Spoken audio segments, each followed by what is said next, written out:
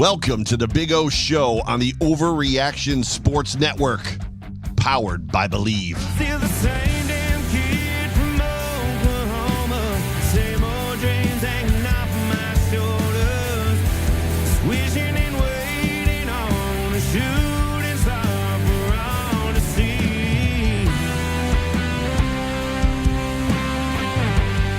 And now your host, straight out of Oklahoma, former Buffalo Bill, Jerry Ostroski. I'm still the same damn kid from Oklahoma.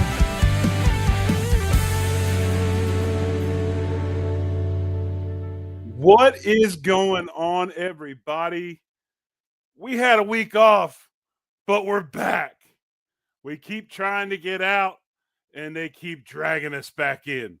We got football this week, folks. After a bye week, we got Bills, Niners, Sunday night, prime time in Orchard Park, 8:20 Eastern time, and we'll get into that today and more here on this Thursday edition of the Big O Show on the Overreaction Buffalo Sports Network. We are powered by Believe. As always, folks, hit the like button, hit the subscribe button. We appreciate your support, and we love bringing you great content every week.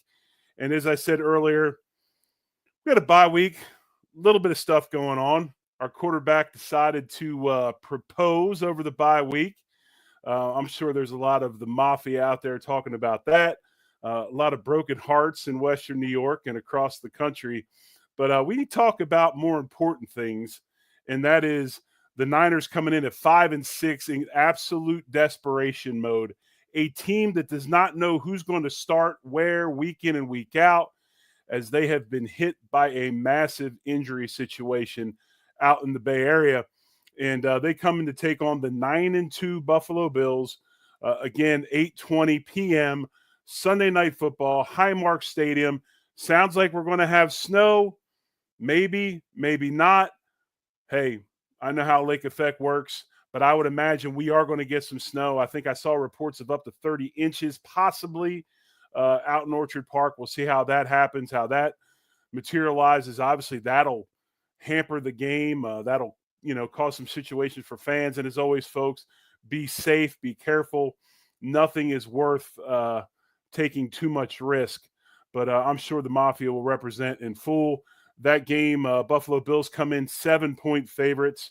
The over-under is 44.5. And again, you've got two teams that are kind of going in opposite directions. This is a San Francisco team. Hey, favorites to go back to the Super Bowl, right? Shanahan, great football team led by Brock Purdy, Christian McCaffrey, Nick Bosa, Trent Williams, Deebo Samuel, George Kittle. The list goes on and on and on of Pro Bowl players. Not many of those guys are going to be available this Sunday in Buffalo. And we'll talk about the injury reports here in a little bit, as the Bills actually coming off this bye week are getting healthy, and they're getting healthy at the right time. And we'll talk about it as we get into the keys of the game. But obviously there is one person that is getting ready to make his return to Highmark Stadium that we have not seen in quite some time. Obviously that Matt Milano, and we will talk about that as the show goes on. But real quick, let's get into particulars real fast, as we always do here on the Big O Show, before we get into some different stats and things like that. And obviously, before I get into my 5 keys of the game, this team, last 5 matchups, we'll talk about the last couple that they played. Buffalo has won the last 2. The last one was December 7th, 2020. Buffalo flies out to San Francisco, wins 34-24. October 16th, they win in Orchard Park, 45-16. And this is a very, very close series, with the Buffalo Bills leading the series 7-6. These teams come into Orchard Park on Sunday. Again, we talked about it going opposite directions.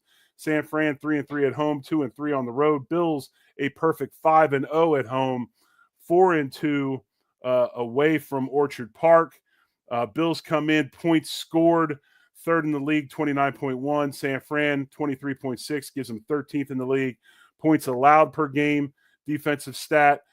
Bills 7th at 19.5. San Fran comes in at 23.6 for 20th in the league. We look at takeaway differential. This is where the Bills are absolutely dominating the NFL as we speak. Buffalo Bills come in plus 14, first in the league. Tom Brady said it yesterday on that Thanksgiving Day broadcast. In his estimation, the number one determining factor or stat of a team that is winning games and not winning games, that's the turnover differential. Bills lead the league plus 14. San Fran comes in 16th at 0. No up, no down. They're flat at 0. Passing yards per game, Bills 13th in the league, 226 passing yards a game. San Fran comes in 4th, 246 yards per game. Rushing yards a game, Bills 119. They are 11th. Rushing yards per game for San Francisco, 138th, 7th. Starting to get a little bit of a trend there, folks. You would think this team would be a little bit better. Statistics offensively and defensively, really not that bad. But they seem to not be able to put games together, not make the big plays when they need them. Turnovers happen when they shouldn't, can't get the stop. And that's all because of the inconsistent lineup for San Francisco. You look at defensive passing yards a game, Bills come in 14th, 210 a game. San Fran 6th, 193. They're only allowing 193 yards per game passing. And then rushing yards per game, Bills come in 13th, 119 yards per game.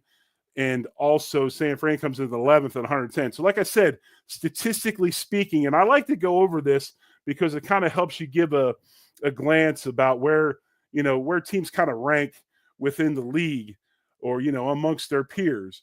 And these two teams statistically are not that far apart. But if you look at the injury situation, and we'll talk about that in a second, I do want to go over a couple other little things real quick before we get to that injury situation, and it's looking good for the Bills. But, these teams seem to be, pretty similar. But when you look at some other stuff, Bills right now, okay, last 5 games at Highmark Stadium, all right, the Bills have come in. They've scored at least 30 points a game. They scored 47 against Jacksonville. So last 5 games in Highmark, scored at least 30, 47 against Jacksonville. Josh Allen, this is an amazing statistic if you really want to think about it. His dominance on primetime football and his dominance after bye weeks. Josh Allen is the second best ranked quarterback to winning as far as he has the second best win percentage in primetime since 2018 when they kind of tracked this.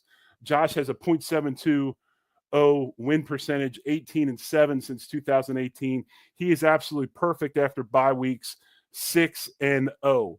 So look for Josh Allen to have a very good game tomorrow night and obviously ride that little bit of a wave that he got this bye week with some other things going on. San Francisco, we talked about it.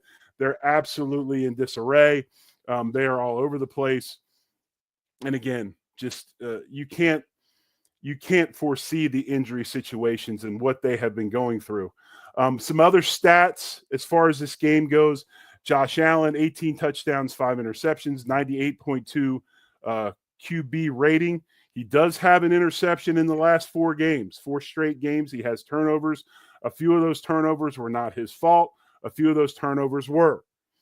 But you have to look at it after starting the season hot with no interceptions. He has had 4 an interception in the last 4 games. Bills have given up only 13 sacks this season. That is number 1 in the NFL. Aaron Kromer and this offensive line continue to amaze. They continue to dominate. This is something that is, I mean, really, to be honest with you, is an amazing turnaround. What Kromer's done with this group, especially with some journeymen in some different places. McGovern, we traded for him, good football player. Some knew him, some didn't. Brought him in to play center. Then you got Edwards at left guard. Obviously, Spencer Brown, Dion, and then Torrance. You do got some draft picks there. But seriously, this is a great turnaround by Aaron Kromer. But this Bills offensive line has not given they're number 1 in the league, giving up 13 sacks this season. You look at some other things, and we'll get into it. The Niners pass defense last week, they gave up 3 touchdowns. Rush defense gave up 3 touchdowns, 106 yards to Green Bay's Josh Jacobs. We'll get into that a little bit as we go on in our keys of the game, just some different things to look at. stat-wise that I like to get into, and some different stuff that's pertinent to the matchup, and we'll get into that as we move along. But let's get to the injury report, because that is something that is a big-time key to this football game. As we talked about it earlier, San Francisco doesn't know who's going to line up week in and week out. So as we roll towards a Sunday night game, and a lot of times Sunday night games, late games, are good for teams because it allows guys to have a little bit of extra of rest and those types of things.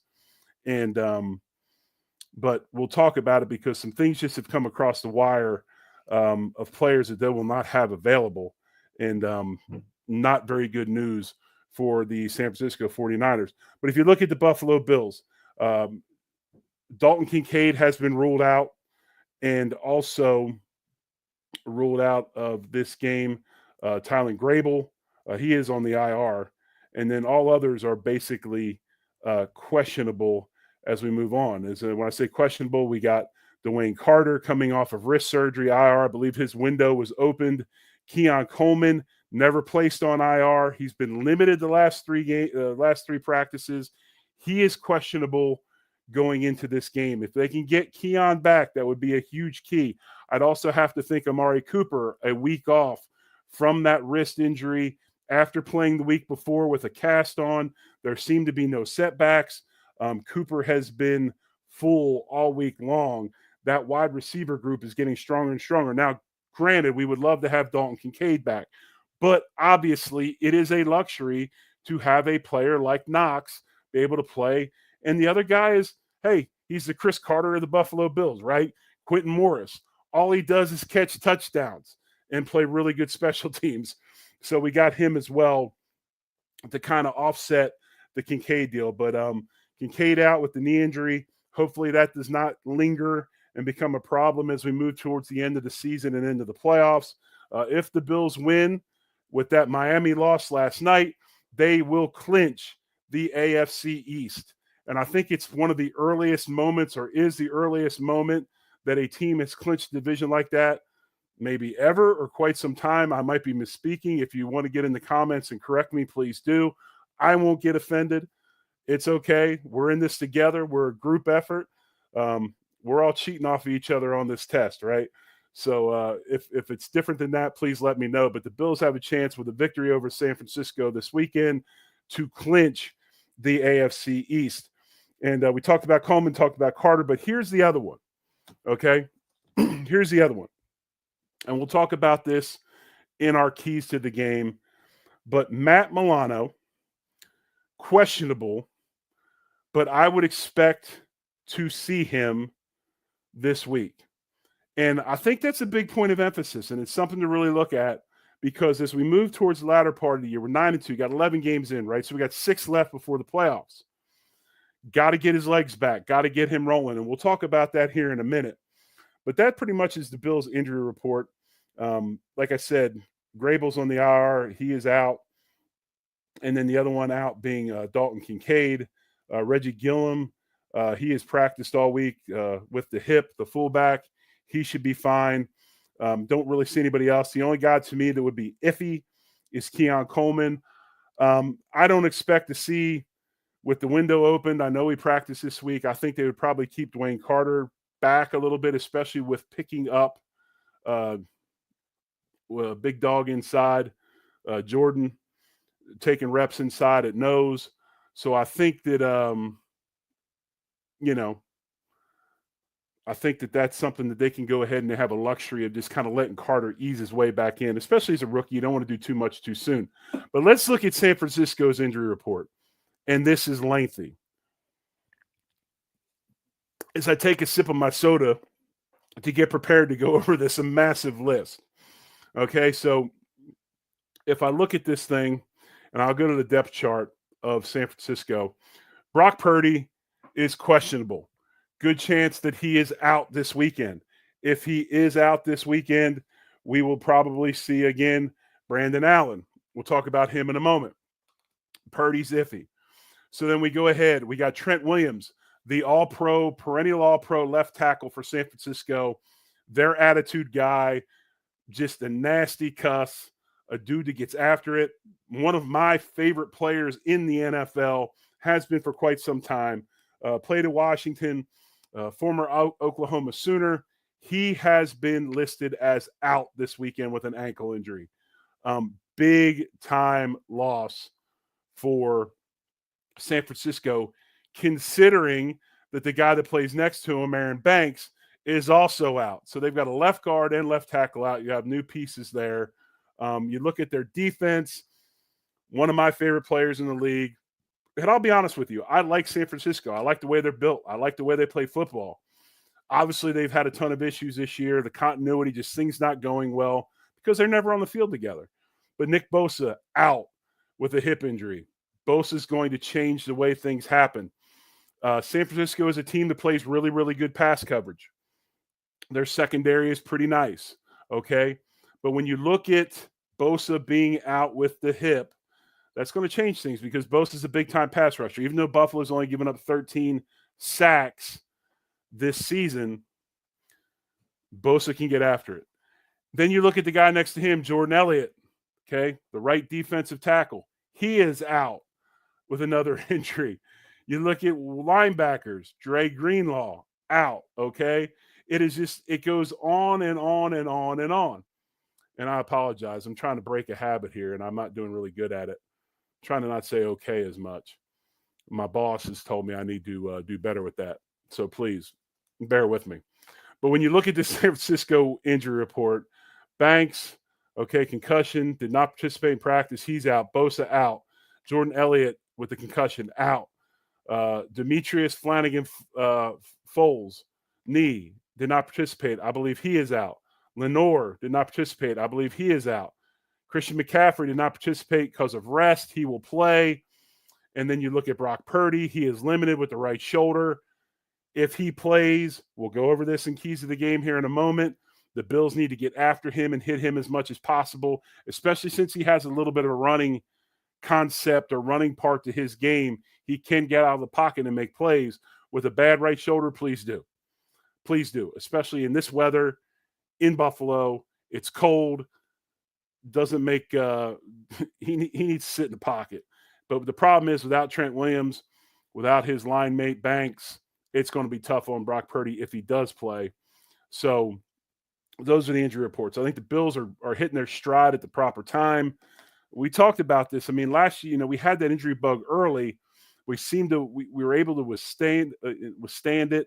We're able to stay ahead of it. Brandon Beane and others got veterans in here. They got backups in here. We relied on some rookies. Some guys were able to play some stuff and take some pressure off of people. We wrote it out. So that is the injury reports for both games. We'll have Dr. Brad Bowen on next week with Driven Physical Therapy and Performance. It's the holidays, folks. It's Good Friday. My man's got a family, so I don't want to bug him, especially bumping the Friday because we're in a crazy week with Thanksgiving yesterday. But we'll have Dr. Bowen back on next week to talk about the Bills injury report. Anyway, if you do have some questions, put them over in the comment section. Join us over here like Daniel, Ralph Wilson Sr., Paul Deck, Ryan, Frankie, everybody comes over in the comments. I appreciate you. Thank you as always for joining and being active in the comments. We got a lot of great listeners and viewers that get in there and put up some really, really good stuff. And like I said earlier, man, we're all in this together. So we're all cheating off each other. If you got something that's good, let's get it on the show. But speaking of the show, as we roll towards the end of this show, the Big O Show, Thursday nights, 8 Eastern time, 7 Central on the Overreaction Buffalo Sports Network. And normally will be on Thursday. Today's Friday, obviously. But let everybody know, hit the like button, subscribe button. We appreciate you as we are moving in the right direction. Let's get into the keys of the game. And right off the bat, talked a little bit about it earlier. One of my big keys of the game is incorporating Matt Milano back into the defensive game plan.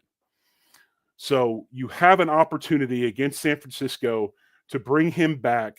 A team that's not, like we talked about, all their firepower is not there. So you can get him in. How do we do this? Does he start? I don't think he does. I think he comes off the bench. But then again, we don't know. All right, we know that this coaching staff is real big on prep and real big on practice, and not many guys can miss a lot of time and then come back. With Milano not having any time at all since last year early, you would have to expect that maybe they'll ease him back in.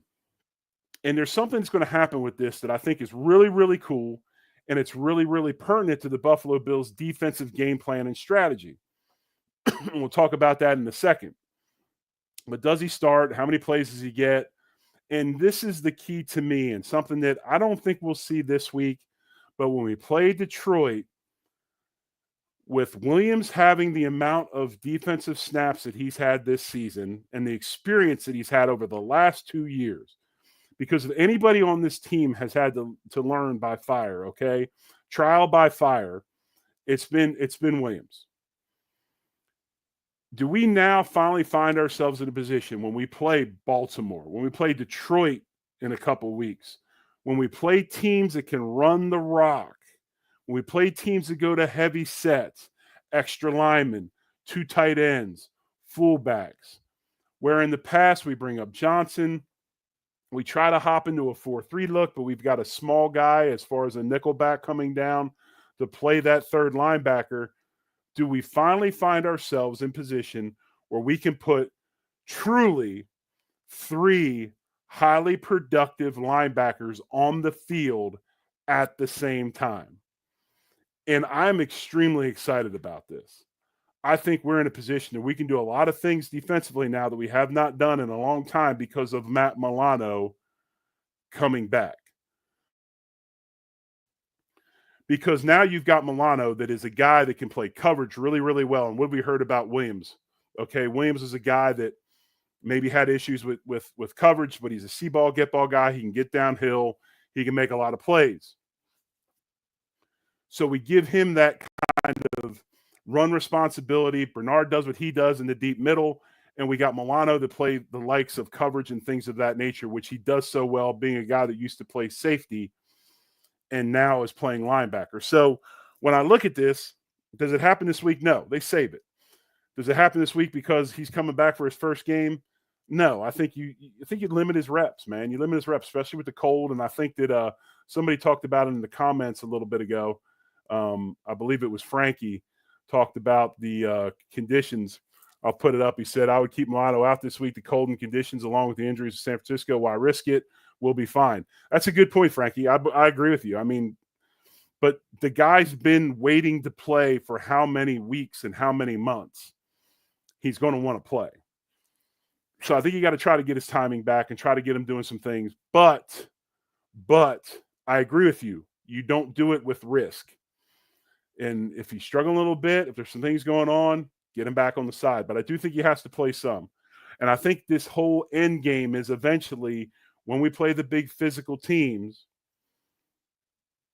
are we going to have a chance to play 3 legit linebackers? Because we've talked about it for so long, we don't match up well against power football teams with the size of the guys we have trying to play in the box. So we'll see. So that's my first key of the game. How do we incorporate Matt Milano? Second key to the game, and is we have to continue to pressure the quarterback, whoever it is. If it's Brock Purdy, if it's Brandon Allen. Brandon Allen last week had 199 yards, 1 touchdown, 1 interception. He had a quarterback rating of 76.7. Wasn't very good. But you look at the Buffalo Bills right now, all right, they're playing against a team that doesn't have Trent Williams. They're starting all-pro, eventual Pro Bowl left tackle, their attitude guy, their fire starter. The guy next to him is out, Cooks.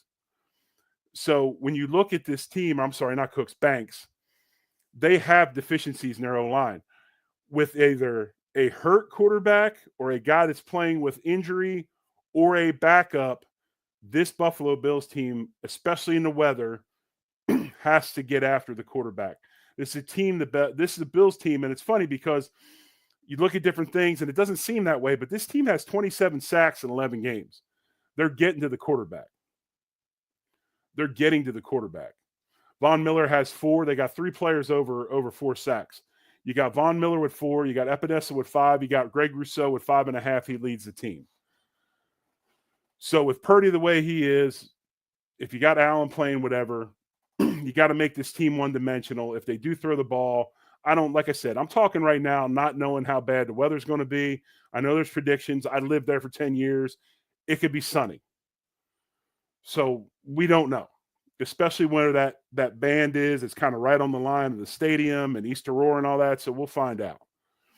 But they've got to continue to get after the quarterback, because you look at the Bills' pass defense, okay, their defense is holding opposing quarterbacks to an 87.1 quarterback rating, which is 13th in the league, and they're only giving up 9 yards per catch, which is 3rd in the league. So we talk about great secondary coverage, which is awesome, but this pass rush is having a big part of it, right? This pass rush is a big part of why this defense is playing well, besides the fact we got 2 studs outside in Douglas and Benford. So that's my second key to the game. You got to continue to rush the quarterback. My third key is this. You have got to stop George Kittle. George Kittle is the one player on this team that these quarterbacks will go to in time of need. They've got gimmick plays for Debo. Debo can make some plays. Christian McCaffrey can catch the ball out of the backfield, although he's struggling because he's trying to get back in the flow of games with injury. Okay, thank you, Frankie, as I digress. Orchard Park just got blasted. Thanks. That's what I said. This is a group effort, right? If you got information, I don't live up there right now. So if you got information, I'm not hawking the Weather Channel. I appreciate you, Frankie, putting that up so that we did get snow in Orchard Park already. But you've got to stop George Kittle. All right. He's our most reliable target. He's the guy the quarterbacks go to. Last week in this game, you look at Brandon Allen, as average as he played and not great as he played, he targeted Kittle 6 times. Kittle had 6 receptions, 82 yards, and a touchdown. He is productive, and he's dangerous, and his run after catch is really, really good. Kittle on the year, 49 receptions, 642 yards, 8 touchdowns. So this is, do we get Johnson? This is usually where a guy like Johnson can come up and play. Bernard's playing that middle. We like to play so much zone. Do you play some zone with a man concept underneath? Talked about first key of the game. This is where a Matt Milano coming back really, really helps the Buffalo Bills. I'm just telling you, bicep injuries, while he can't do certain things, this dude has been working his rear end off the last so many weeks. His agility, his speed, his wind, his shape, all that stuff. If you're a soccer guy, you can say his fitness, okay? For some of the people that love that game, you can call it whatever you want. The bicep injury did not hamper those things. It hampered some of the weightlifting stuff, but they can work around it, especially with the science of sports science and health performance and all that. Okay. This is stuff that can be worked around. I expect him to hit the ground running. His eyes, when I say his eyes, I mean how he sees plays for the first time full speed in a long time might be a little bit iffy at first or some things like that. But I don't expect this. Well, we need 5 games to get back into it or whatever. Or he's coming back off an Achilles. He's coming off an ACL. This dude's a dog. I expect him to be ready to go. So if they have to get Milano involved to control George Kittle, I don't care. Do it, or use Johnson, do whatever. But they have got to figure out a way to control George Kittle, because this guy's like the security blanket for these quarterbacks with San Francisco, if you really want to look at it. You got Ricky Pearsall, who's a rookie. He's the guy who came off, unfortunately, that terrible incident where he was wounded in a shooting earlier this year, and thank goodness he's okay. He's playing. Jawan Jennings is a very, very viable wide receiver, and obviously Debo Samuel. But I'm telling you, their security blanket, their guy is George Kittle. We got to find a way to stop him. That's my third key to this game. Fourth key to this game as we roll through this edition of the Big O Show. My fourth key is run the damn rock. The Bills got to continue to run the football. All right, when you look at the Niners, we talked about it. You look at those stats earlier where we compared them. Defensive-wise, they do a pretty decent job of stopping the run. This isn't a team that usually has issues. But you've got Nick Bosa out, and you've got Jordan Elliott out, the guy that plays next to him. All of a sudden, they go to Green Bay, and the Niners give up 106 yards and 3 touchdowns to Josh Jacobs. All of a sudden, they have an issue stopping the run. And when the Bills can run the football, you've seen it all year long, folks. Get into play action, get into third and short, do the different things they're doing, the controlled passing game, and all that stuff. The Bills have to run the ball to be effective. And in the weather being bad, and the snow and everything else, this has to be a point of emphasis as you move to the playoffs, because teams that can run the ball, control the clock in the playoffs, just like that Kansas City game when they flipped the script. They controlled the time of possession. They controlled the running game. They did all those things, and they win the football game. The Bills have to continue to run the ball. James Cook, 4.4 yards per carry, 59.6 yards per game, 10 touchdowns. They got Ray Davis and Johnson and others. Those guys have to figure out a way. You know, you look at Cook, you'd think he'd have more yards, and he doesn't. But he is so highly effective in the running game for the Bills. He's got 137 rushes for 596 yards this season, 10 touchdowns. Just a timely running back, timely player for the Buffalo Bills. So they got to continue to feed the rock to them and get this thing going downhill. And that's going to be easier than normal with the caliber of guys that San Francisco is missing. And finally, my fifth key to this game, the Buffalo Bills need to find a way to play run defense.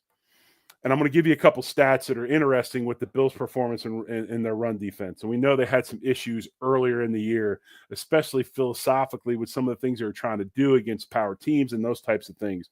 But the Bills are giving up 4.6 yards per carry to running backs. That's over the league average of 4.4. Doesn't seem like much, but it's still over the league average of 4.4.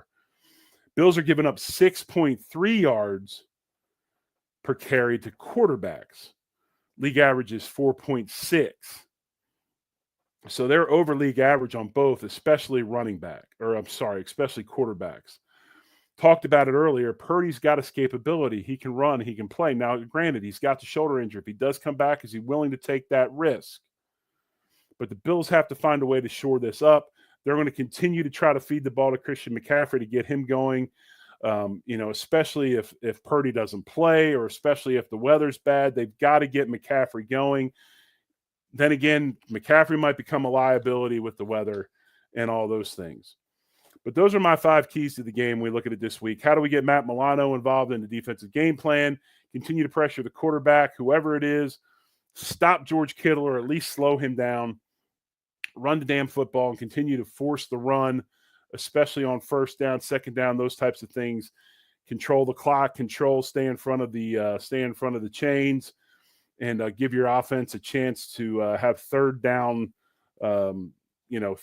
plays that are highly sustainable. Because right now, if you look at this Bills team on third down, I believe they're 9th in the league on third down. And if you look at them on defense, I think they're 3rd or something like that. Red zone. So red zone, we're up there, and I think we're 3rd in the league in red zone. I believe we're 9th in the league in third down conversions.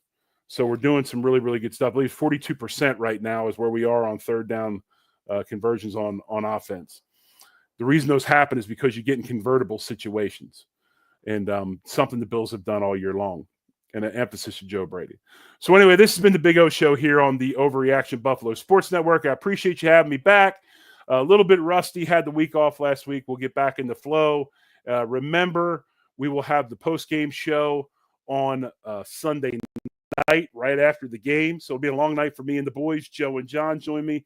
The gang gets back together. We'll talk Bills, 49ers, Highmark Stadium, 8:20, Orchard Park, Sunday Night Football on NBC. We'll come back Monday with the off tackle show with John Fina. As John gets into breaking down different things on the offensive line, of course. On the beat on Tuesday, we'll interview our beat reporter. We'll have Hump Day on Wednesday. Thursday will be the Big O Show as we get back to where we're supposed to be. And then Friday, if these walls could talk, those guys will be on after me tonight if you want to listen to some nostalgic stuff and some guys that have been in the building for a long, long time. Really, really good show. Really, really cool. But anyway, again, hit the like button, hit the subscribe button. We appreciate you as we climb to the numbers we want to be at. And that's all because of you folks, as always. And thank you so much for supporting the shows. And I look forward to seeing you on Sunday night on the Overreaction postgame show. Hope you're with us, and we'll see you then. If not, we'll catch you next week here on Thursday night on the Big O Show. And as always, folks, much love. Go Bills. I'm still the same.